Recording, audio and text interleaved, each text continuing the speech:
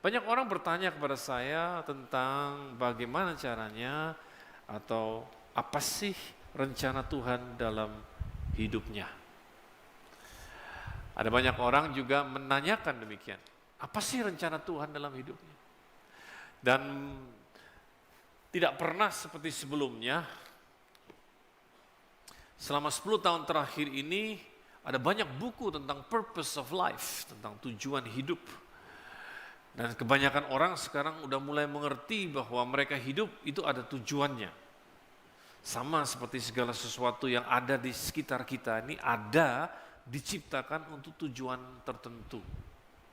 Tetapi saya menemukan bahwa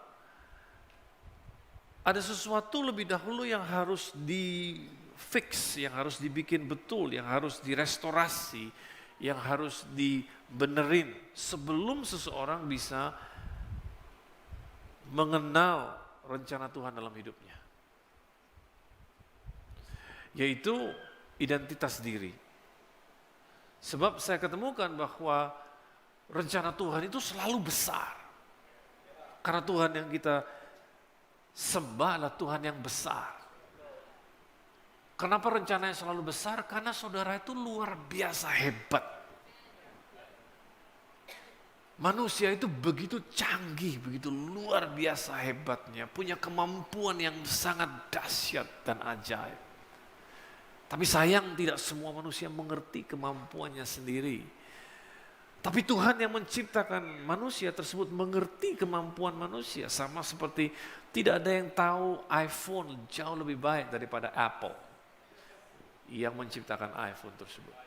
Tidak ada yang tahu Toyota lebih baik daripada Toyota sendiri yang menciptakan. Tidak ada yang tahu saudara lebih baik daripada Tuhan sendiri yang menciptakan saudara. Jadi level of confidence, jadi kepercayaan diri Tuhan terhadap kita itu besar sekali. Tetapi terkadang kepercayaan diri kita terhadap diri kita sendiri tidak sebesar yang Tuhan punya terhadap kita. Betul nggak? Jadi hari ini saya mau bicara mengenai identitas diri. Identitas diri. Identitas diri adalah lensa yang saudara pakai untuk melihat saudara sendiri. Lensa yang saudara pakai untuk melihat diri saudara sendiri. Kalau saudara melihat ke kaca cermin, siapa yang saudara lihat? Dirimu sendiri, saya tahu. Tetapi siapa yang saudara lihat? Apakah saudara lihat seseorang yang berhasil atau saudara lihat seseorang yang gagal? Apakah saudara lihat seorang yang penuh percaya diri atau saudara lihat seseorang yang minder? Kalau saudara lihat di kaca, siapa yang saudara lihat? Apakah saudara lihat seseorang yang bisa dipercaya atau orang yang tidak bisa dipercaya? Apakah saudara lihat seorang pemimpin atau saudara lihat seorang pengikut? Siapa yang saudara lihat kalau saudara lihat di kaca? Itulah gambar diri. Itulah identitas diri. Dan saya ketemukan di Alkitab bahwa manusia atau Tuhan setiap kali harus merestorasi dulu gambar diri seseorang, baru kemudian dia bisa menjalankan rencananya atas orang itu. Sebab kalau gambar dirinya sendiri nggak benar, maka orang tersebut tidak bisa mengamini rencana Tuhan dalam hidupnya. Mari kita lihat kitab Hakim-Hakim pasal yang ke-6. Kitab Hakim-Hakim pasal yang ke-6.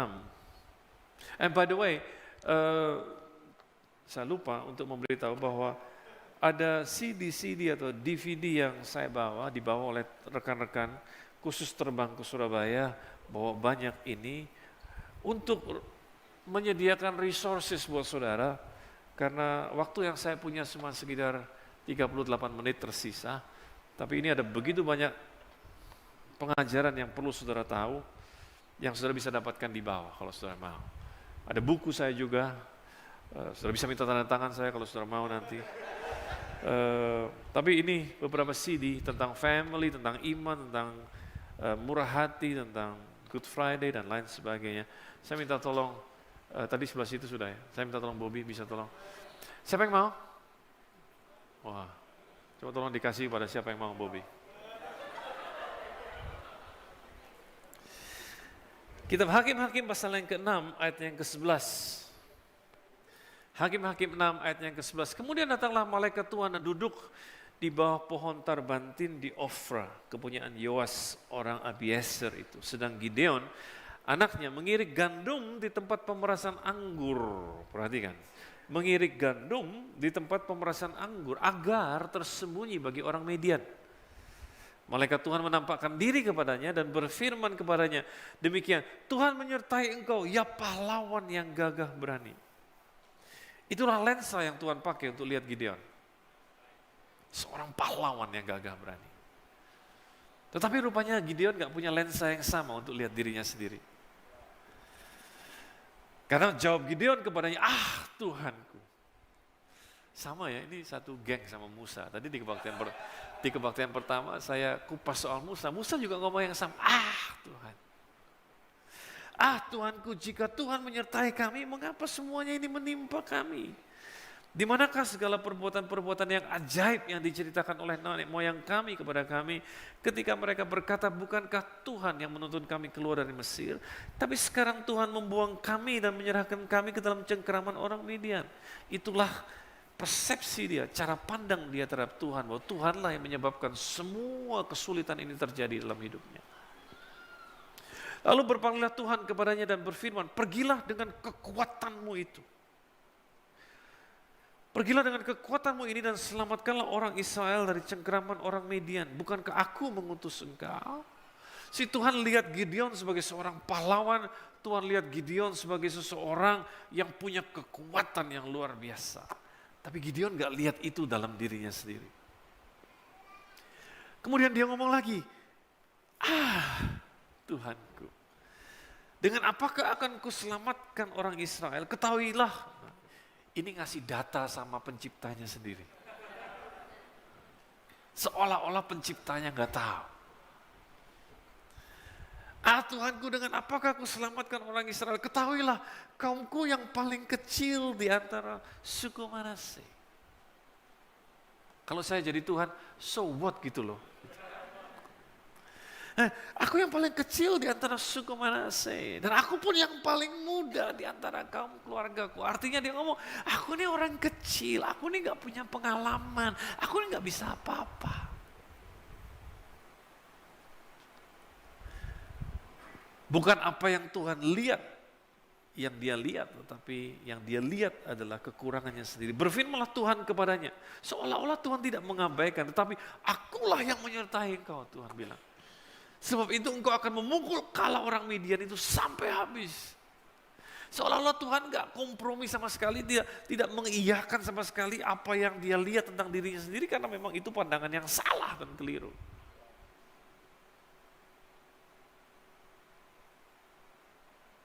Sama seperti setiap kali terjadi kalau orang disuruh bersaksi.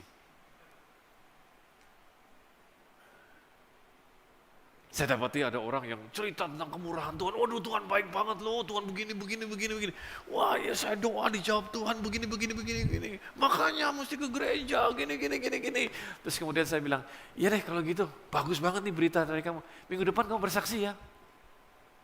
Langsung ciut, jangan saya gak bisa apa-apa, saya gak bisa ngomong. Nah itu barusan ngomong. Saya gak bisa ngomong, waduh saya gak pintar, saya bisa dredek kabeh. Tiba-tiba langsung ciut gitu. Kenapa bisa tiba-tiba langsung ciut ya? Atau disuruh berdoa. Aduh saya gak pandai ngomong, saya gak bisa ngomong. Aduh Pak Pendeta, saya gak bisa ngomong, saya bukan kayak Bapak. Seolah-olah saya nggak tahu bahwa kamu bukan saya.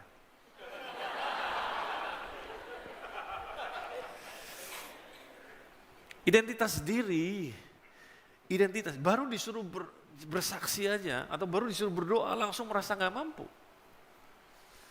Gimana mau tahu rahasia, mau tahu rencana Tuhan yang besar? Dikasih tahu pun sama kayak Gideon, Tuhan, saya ini bukan siapa-siapa, saya ini masih kecil, saya ini gak punya pengalaman, saya gak pernah sekolah teologi, saya gak tahu, baca Alkitab aja belum selesai. Dan gak bakalan selesai kayaknya.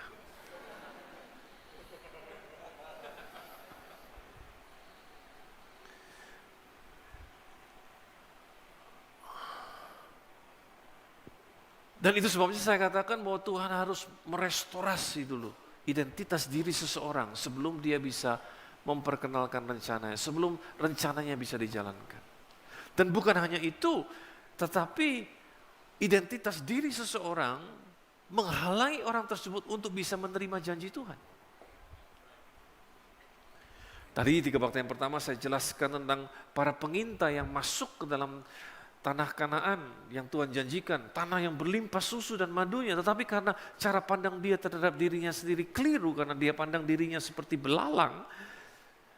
Dan saudara bisa bayangkan kalau saudara belalang itu kecil banget, kalau saudara belalang, apa saja yang saudara lihat besar.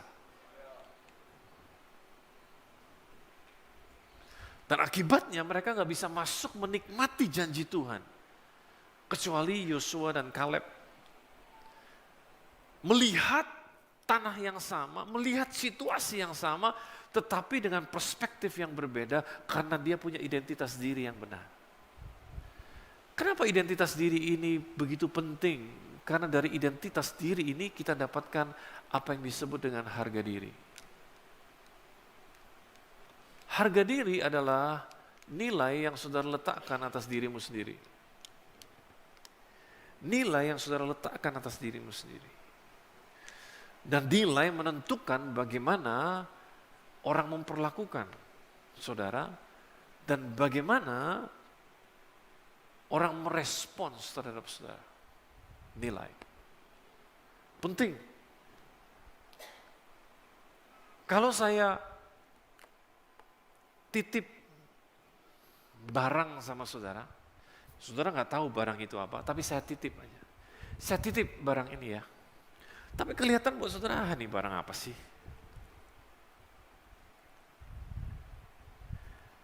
Akan sangat berbeda cara saudara memperlakukan barang tersebut kalau saya bilang begini. Ini kelihatannya memang barang yang kurang menarik. Tapi ini sebenarnya adalah peninggalan daripada zaman Belanda dulu.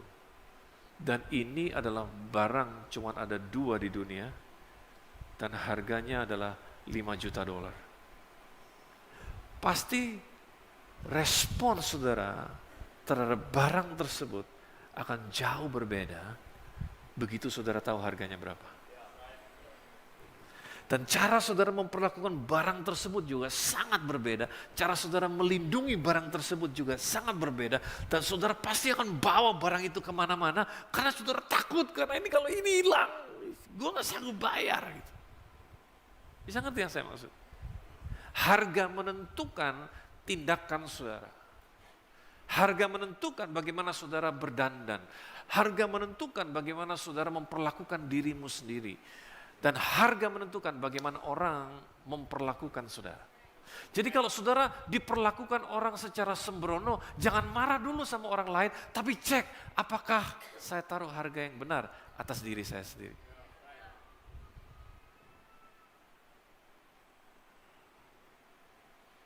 Sama, kalau saudara naik ke dalam sebuah taksi, dan saudara lihat taksi itu kotor, maka saudara akan mungkin sembarangan juga buang sesuatu, ya udah buang aja, everybody's doing the same thing. Tapi heran pada saat saudara masuk mobil yang bersih, saudara sampai gak berani untuk buang kotoran, sampai saudara kantongi. Karena apa? Karena saudara lihat bagaimana orang tersebut memperlakukan mobilnya, sehingga saudara pun akan memperlakukan hal yang sama. Itu identitas diri. Identitas diri, semua di antara kita bergumul dengan ini. Semua, termasuk saya.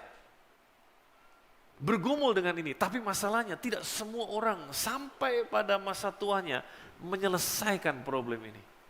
Nah, kalau dia nggak bisa menyelesaikan problem ini, maka rencana Tuhan pun tidak bisa terjadi sepenuhnya atas kehidupan dia, dan dia tidak bisa mengalami janji Tuhan sepenuhnya. Kalau saudara perlu contoh orang yang sampai pada masa tuanya nggak bisa lepas dari problem ini, salah satunya yang sekarang sedang dibicarakan khalayak ramai di seluruh dunia ini namanya Bruce Jenner. Atau saya harus panggil dia Caitlyn sekarang. Saudara tahu yang saya maksud?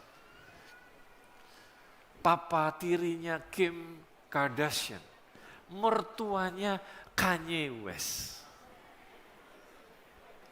Tadinya dia Bruce namanya. Pemegang medali emas, atlet pemegang medali emas, pentathlon, dasar lomba. Saudara bisa bayangkan, itu luar biasa kemampuan fisiknya. Pemegang medali emas Olimpiade. Tapi dia punya masalah isu tentang identitas diri yang sampai umur di atas 60 tahun tidak bisa dia selesaikan. Karena dia merasa, aku ini mungkin perempuan. Dan beberapa tahun yang lalu, dia mengambil keputusan yang berani dengan mengubah penampilannya sebagai seorang wanita. Dan mengubah namanya dari Bruce jadi Kathleen. Saudara bisa bayangkan betapa bingung teman-teman, terutama anak-anaknya, termasuk menantunya. Mau panggil apa sekarang? Apalagi dalam bahasa Inggris dibedakan, pihak ketiga dibedakan he and she. Kalau kita kan nggak ada, kita ya dia aja paling. Mau manggil apa? Karena tiba-tiba mertuamu laki-laki jadi perempuan. Sekarang kau tiba-tiba punya 2 mertua perempuan.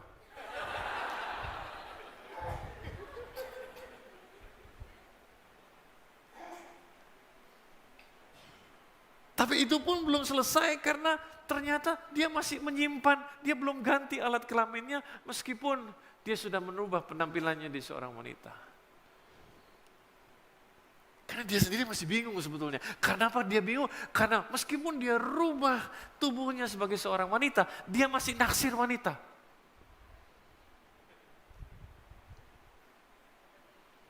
Dan itu diakui.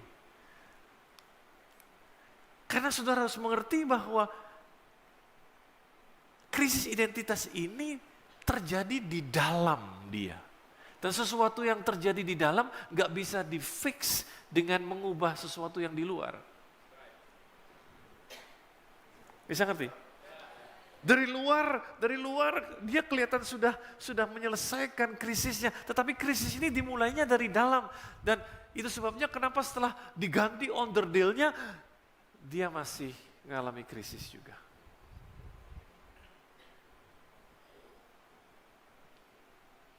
Karena dari identitas ini kita dapatkan harga diri, dan dari harga diri ini kita dapatkan yang disebut dengan otoritas kehidupan.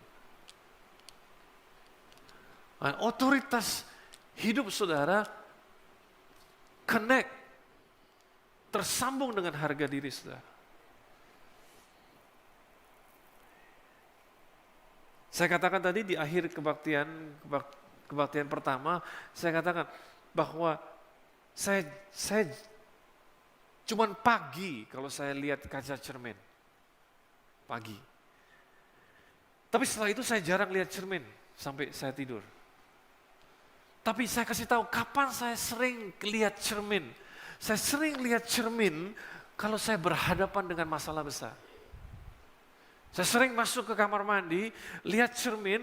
Kalau saya lihat cermin, saya lihat gambar diri saya sendiri. Saya coba ingatkan diri saya, siapa saya. Saya tunjuk cermin itu, dan karena saya lihat diri saya sendiri, saya bilang, Tuhan cinta sama kamu. Kamu ini berharga di mata Tuhan. Tuhan ini mengasihi kamu. Kamu ini kepala dan bukan ekor. Tuhan sayang sama kamu. Yesus mati buat kamu. Kamu ini berharga di depan Dia. Segala sesuatu dapat kamu tanggung. Dalam Dia memberikan kekuatan kepadamu. Kamu kepala dan bukan ekor. Bersama dengan Tuhan kamu bisa melakukan perkara yang gagah perkasa. Saya ingatkan siapa diri saya sendiri. Saya ingatkan identitas diri saya. Kemudian keluar dari kamar mandi, selesai melihat cermin itu, saya rasa saya punya otoritas untuk menghadapi problem saya. Karena harga diri kita tersambung dengan otoritas yang kita punya. Dan dari otoritas inilah kita dapatkan yang kita sebut dengan keamanan atau security. Keamanan. Dan dari sinilah juga kita dapatkan kepercayaan diri.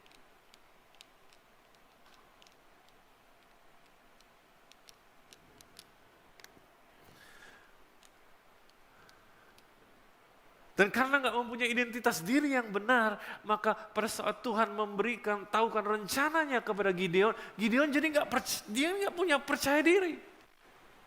Karena dia nggak merasa bahwa dia punya otoritas, dia nggak merasa bahwa dia punya kekuatan untuk mengalahkan orang Midian.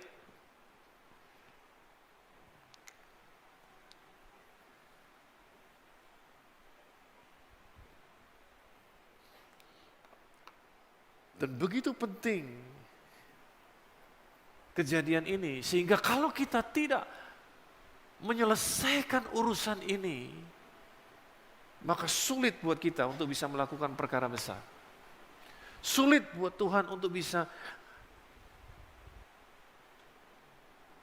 memberitahukan rencananya dalam kehidupan kita dan menjalankannya dalam kehidupan kita.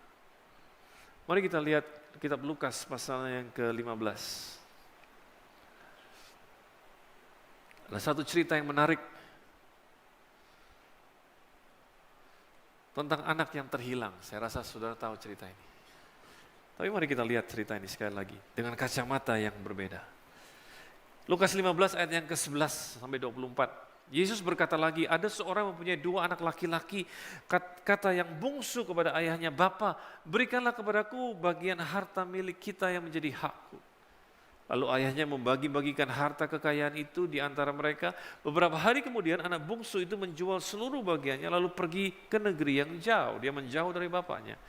Di sanalah ia memboroskan harta miliknya itu dengan hidup berfoya-foya. Tentu saja karena nggak ada yang kontrol lagi, bapaknya nggak lihat lagi. Dia bisa buat apa saja dengan apa yang dia punya.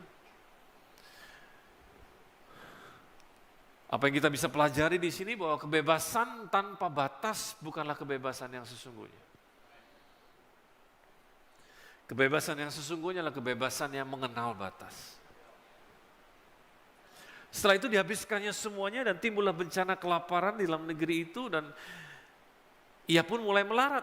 Lalu ia pergi dan bekerja pada seorang majikan di negeri itu dan orang itu menyuruhnya ke kandang untuk menjaga babinya. Lalu ia ingin mengisi perutnya dengan ampas yang menjadi makanan babi itu, tetapi tidak seorang pun yang memberikannya kepadanya. Lalu ia menyadari keadaannya. Sadar itu adalah langkah pertama untuk bertobat. Sadar lebih dahulu. Katanya, betapa banyaknya orang upahan Bapakku yang berlimpah-limpah makanannya, tetapi aku di sini mati kelaparan. Aku akan bangkit dan pergi kepada Bapakku dan berkata kepadanya, Bapa, aku telah berdosa terhadap surga dan terhadap Bapa. Aku tidak layak lagi disebut anak Bapa. Jadikanlah aku sebagai salah seorang upahan Bapa. Maka bangkitlah ia dan pergi kepada bapaknya. Dan ketika ia masih jauh, ayahnya itu telah melihatnya, lalu tergeraklah hatinya oleh belas kasihan. Ayahnya itu berlari mendapatkan dia lalu merangkul dan mencium dia. Kata anaknya itu kepadanya, Bapa, aku telah berdosa terhadap surga dan terhadap Bapa. Aku tidak layak lagi disebut anak Bapa. Tetapi ayah itu berkata kepada hamba-hambanya, lekaslah, bawa kemari jubah yang terbaik, pakaikanlah itu kepadanya dan kenakanlah cincin pada jarinya dan sepatu pada kakinya. Dan ambillah anak lembu tambun itu, sembelilah dia dan marilah kita makan dan bersuka cita sebab anakku ini telah mati, jadi hidup kembali, ia telah hilang dan didapat kembali. Maka mulailah ia bersukaria. Ayat ini seringkali dipakai untuk memberikan ilustrasi tentang sebuah pertobatan. Dan saya pun sudah sering mengkhotbahkan ayat ini tentang pertobatan.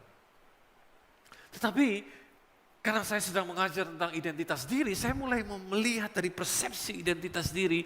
Karena di sini saya dapatkan betul anak bungsu ini bertobat, betul anak bungsu ini kembali ke rumah bapaknya.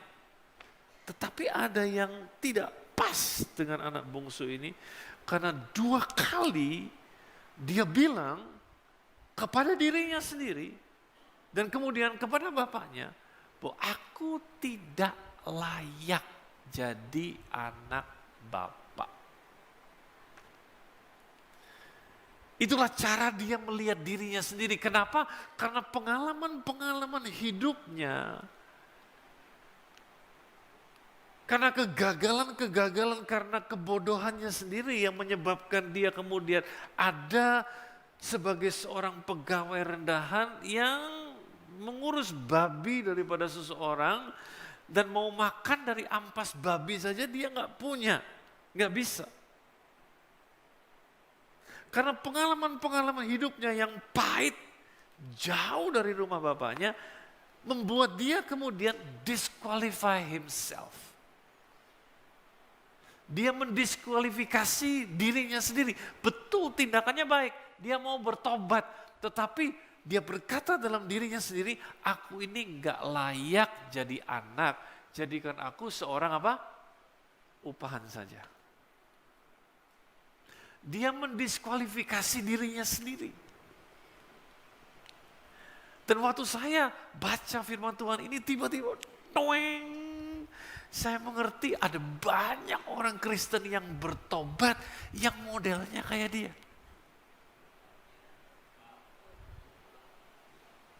Artinya apa? Artinya meskipun dia bertobat tetapi identitas dirinya belum benar. Dan akibat identitas dirinya belum benar maka dia target sesuatu yang rendah dalam hidupnya. Dia target sesuatu yang rendah dalam hidupnya. Jadikan aku orang upahan saja.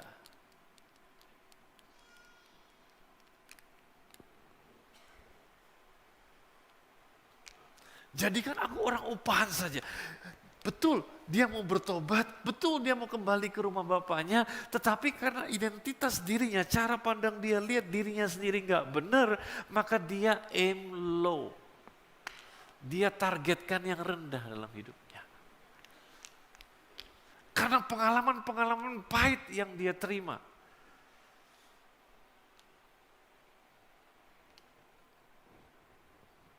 Dan saya gak heran kalau pengalaman-pengalaman pahit yang saudara terima.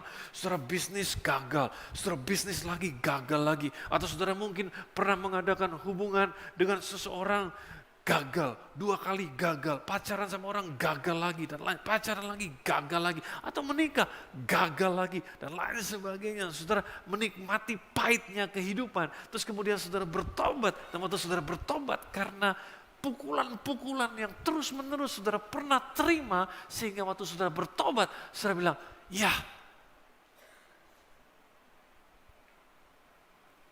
asal diterima sama Tuhan aja, asal saya bisa melayani Tuhan aja, udah bagus.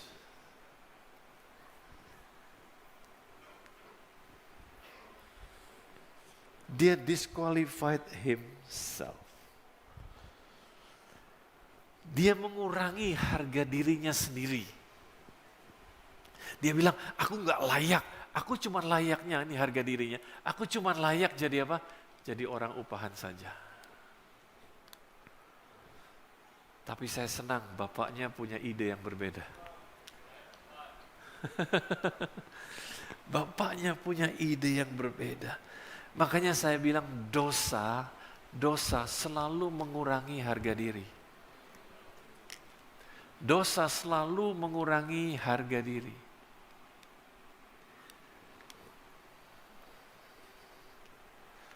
Meskipun gak ada yang tahu saudara berbuat dosa, tetapi cara pandang saudara lihat dirimu sendiri langsung drop. Itu dosa. Umpamanya nih, saudara pacaran, saudara masih perjaka ting-ting, yang satu masih gadis pacaran. Gak ada yang tahu. Saudara melakukan hubungan intim sebelum pernikahan. Gak ada yang tahu. Gak ada yang tahu. Yang tahu ya cuma mereka berdua. Gak ngomong siapa-siapa. Gak ada yang tahu. Tuhan tahu. Tetapi begitu melakukannya, meskipun gak ada yang tahu, tapi the way you look at yourself, cara saudara ngelihat dirimu sendiri langsung drop. Dan itu memperlakukan, dan nilai, ingat, nilai menentukan tindakan.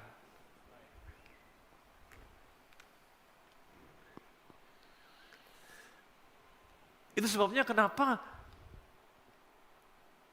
Tuhan bilang, carilah dulu kerajaan Allah dan kebenarannya. Karena kebenaran selalu menaikkan kembali nilaimu.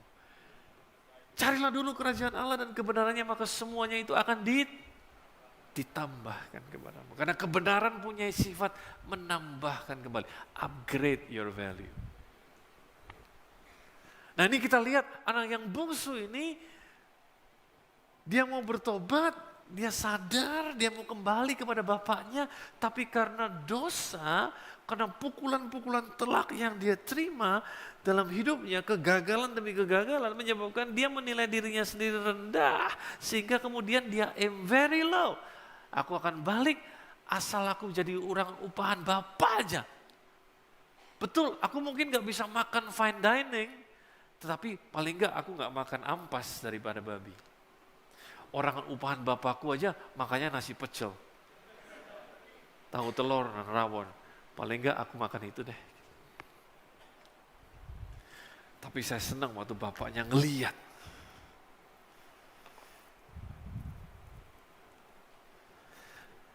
Bapaknya punya ide yang berbeda. Karena orang yang aim low dalam hidupnya selalu merasa dia nggak pantas untuk dunia yang besar. Orang yang targetkan rendah dalam hidupnya selalu merasa dia nggak pantas untuk panggung yang besar. Dia nggak pantas untuk dunia yang besar. Dia nggak pantas untuk mendapatkan sesuatu yang baik, sesuatu yang keren, sesuatu yang luar biasa. Mana mungkin? Mana mungkin? Mana mungkin? It's good to be true. Mana mungkin saya bisa dapatkan itu?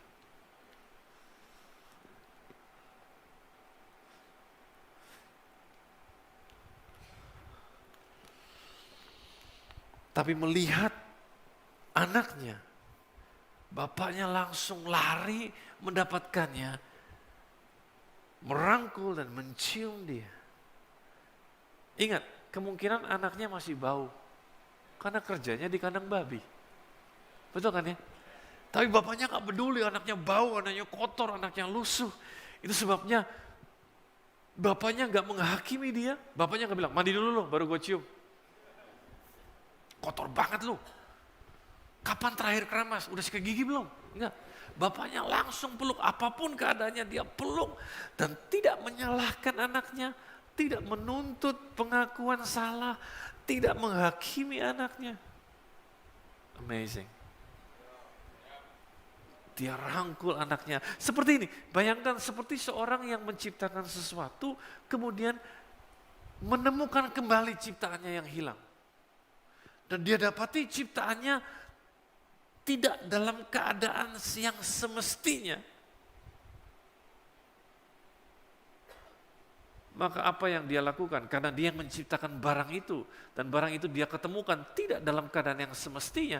Maka yang pertama kali dia lakukan adalah memperbaiki barang tersebut sesuai dengan keadaan yang seharusnya. Betul nggak? That's exactly what he did. Karena apa yang bapaknya, dan saya senang karena di situ ditulis bilang lekaslah, lekaslah. Artinya dia nggak suka keadaan itu, dia nggak suka ini, dia nggak suka ngelihat anaknya ada dalam posisi yang rendah. Dia bilang lekaslah, artinya jangan berlambat-lambat, cepat. Ini yang dia instruksikan. Pakaikanlah jubah yang terbaik. Saudara harus tahu, tidak semua orang pakai jubah. Saudara juga nggak pakai jubah ke sini. Jubah pada zaman itu biasanya dipakai oleh orang-orang yang punya kedudukan tinggi. Hakim pakai jubah, raja pakai jubah, Superman pakai jubah. Nabi, orang-orang kaya, rabi pakai jubah. Artinya kepada anak bungsu ini dikatakan pakaikan jubah yang terbaik. Artinya kembalikan martabatnya.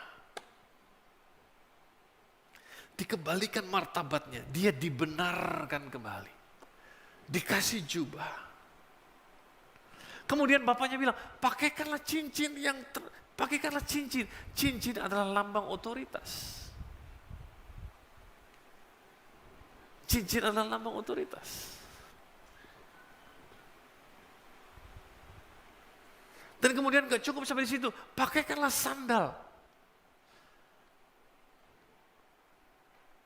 Karena saudara tahu, kenapa dia perlu dipakaikan sandal? Karena dia gak pakai sandal. Saudara harus ingat bahwa pekerjaan terakhir dia adalah budak.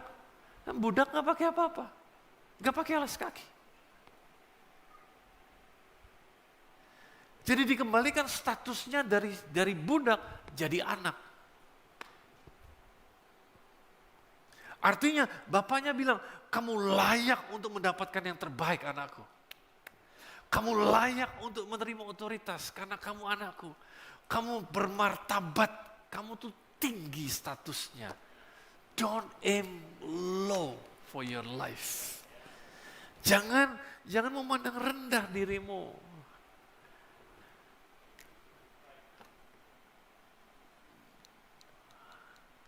Karena engkau ini bermartabat, engkau ini mulia, engkau ini tinggi.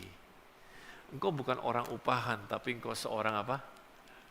Anak. Pada saat saya baca itu dan Tuhan bilang, beritakan ini karena banyak orang Kristen betul dia bertobat, tapi kenapa pertobatannya tidak pernah kemudian membawa dia ke panggung yang lebih tinggi, membawa dia untuk mengerjakan sesuatu yang luar biasa dan signifikan karena mereka nggak bisa menyelesaikan masalah ini.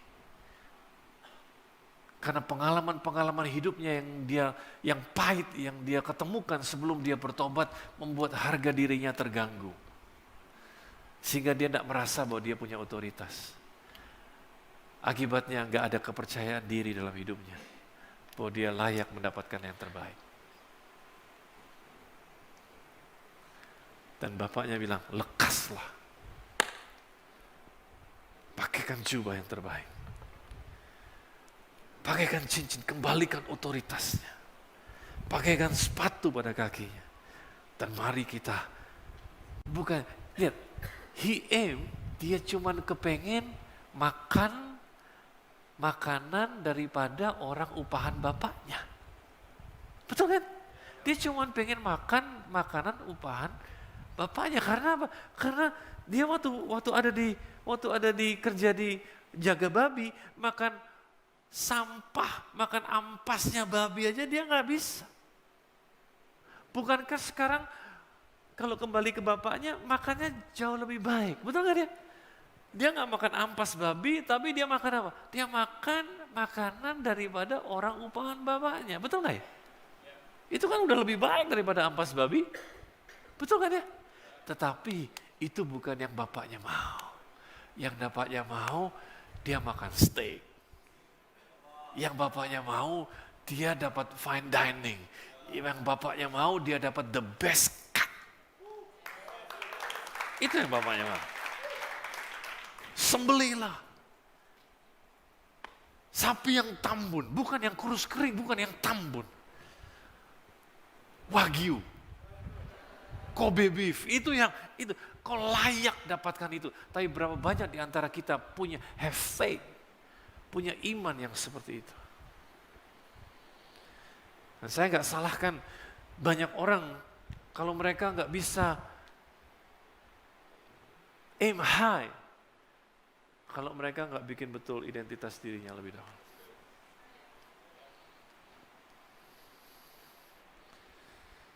Kalau Anda mau hidup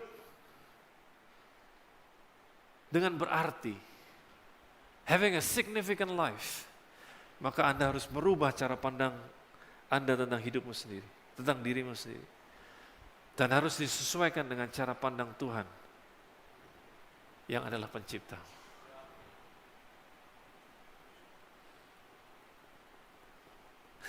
Saya nggak pernah lupa suatu hari pasangan suami istri datang kepada saya. Dua-dua sarjana. Tapi karena masalah kehidupan membuat mereka harus berjuang sampai ke luar negeri, jadi waiters, tukang cuci piring, dan lain sebagainya.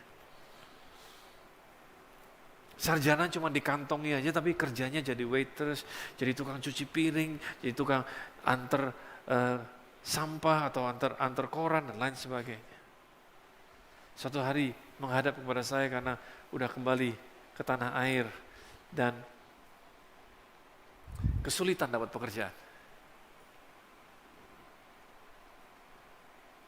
Dan saya nggak pernah lupa mereka datang ke kantor saya dan saya coba untuk memperbaiki identitas diri, cara dia pandang dirinya sendiri. Karena dia bilang, ya susah dapetin kerjaan, umur saya sekarang udah berapa, saya kalah dengan anak-anak yang masih muda, yang baru keluar dari universitas dan lain sebagainya. Saya kalah sama mereka semua. Gimana saya bisa hidup layak, apalagi semua mahal di sini dan lain sebagainya. Mending dulu cuci piring, Pak, katanya gitu. Saya bilang, saya mau kamu ke WC. Ini yang saya bilang exactly. Saya mau kamu ke WC. Dan di WC itu ada kaca. Bayangin, mau konseling ke tempat saya suruh ke WC. WC ada cermin, saya bilang. Dia bingung disuruh ke WC. Saya bilang, kamu hadap cermin, saya mau ngadep cermin. Saya bilang, kamu lihat dirimu sendiri kan? Dia bilang, iya. Bisa nggak kamu picture yourself? Gambarkan dirimu sebagai CEO sebuah perusahaan besar. Bisa, Pak. Oke. Jadi picture yourself sebagai CEO perusahaan besar. Terus lihat kaca, terus kamu lihat orang yang di kaca itu. Kira-kira kalau orang yang di kaca itu ngelamar kerjaan sama kamu terima nggak? Sebagai CEO perusahaan, ngelihat orang yang ada di kaca itu, kamu mau terima nggak dia? Sudah tahu mau jawaban dia apa? Nggak mau. Saya bilang, kamu aja nggak mau terima kamu kalau kamu kerja sama kamu. Istrinya ketawa ngakak. Saya bilang, jangan ketawain suamimu, aku lagi nolong dia. Karena mentertawakan dia nggak menolong sama sekali.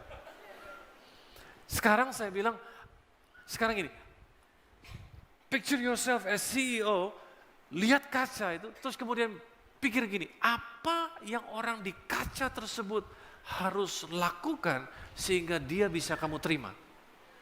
Lakukan itu. Saya bilang, cara berpakaianmu aja udah kayak gini, kayak orang gak punya masa depan. Rambutmu aja kayak gini, kamu kayak orang baru bangun tidur, dan lain sebagainya. Saya bilang, apa yang dia harus lakukan supaya dia bisa diterima? Dia bilang, I get it now. Beberapa bulan kemudian dia ketemu saya, dia udah punya bisnis sendiri. Karena cara dia berubah, cara dia ngelihat dirinya sendiri berubah. Efesus 2 ayat 10. As I close, pada saat saya menutup dikatakan begini, karena kita ini buatan Allah, diciptakan dalam Kristus Yesus, untuk melakukan pekerjaan baik yang dipersiapkan Allah sebelumnya. Ia mau supaya kita hidup di dalamnya. Saya senang terjemahan bahasa Inggris dikatakan begini. New Living Translation dikatakan, for we are God's masterpiece. You are God's masterpiece. He has created us anew in Christ Jesus, so we can do good things He planned for us long ago. You are created with love, with purpose, dan ada tanda tangannya Tuhan atas hidup saudara. Kalau sudah terima Yesus sebagai Tuhan dan Juru Selamat, maka engkau dijadikannya baru. Sama seperti anak bungsu tersebut, dikasih peluang yang baru, dikembalikan martabatnya, dikasih otoritas kembali, dan dijadikan anak, statusnya dikembalikan di dalam Kristus. Semoga ini menolong saudara. Thank you so much.